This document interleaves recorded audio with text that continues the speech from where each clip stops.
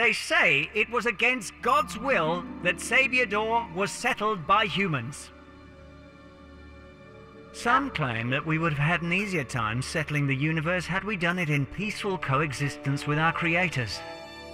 Personally, I think we would never have gotten to where we are today without the species wars. The species wars were the fuel for our creativity.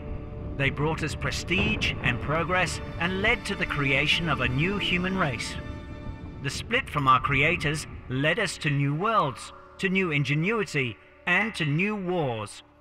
The wars made us what we are today. The spirit of Sabiador is our constant companion. It is the beacon that guides us from colony to colony. It illuminates the darkness. We revere it. We honor it.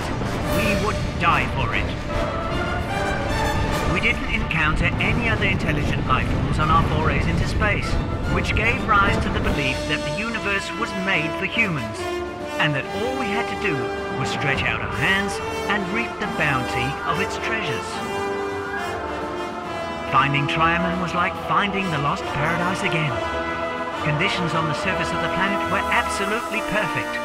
Almost too perfect, some felt. But Trianon was not the first planet we've settled. It's the 14th. So we went about its settlement with a set routine. The only thing standing in our way, as it usually happens, was us.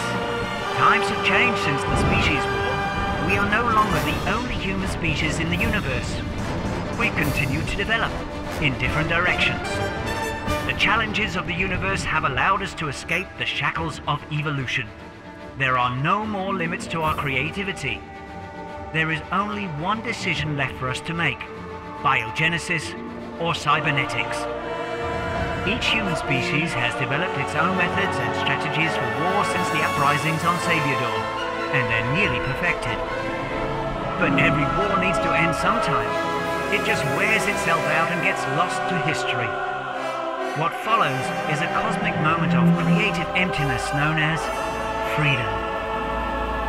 Even now we're starting to create great things, signing pacts and creating a memorial to peace, so that its emptiness might not seem quite so pointless. But just because you can't see a silent enemy doesn't mean he doesn't exist. The invisible is ever present and always nearby. So remember this: no war is ever over.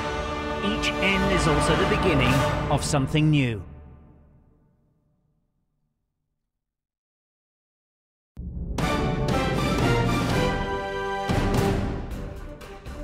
This is Stellar Vox News. The day marks the end of a long and arduous journey for over 12,000 colonists. The migrants have been traveling for nearly 8 years from the Nara colony to the recently developed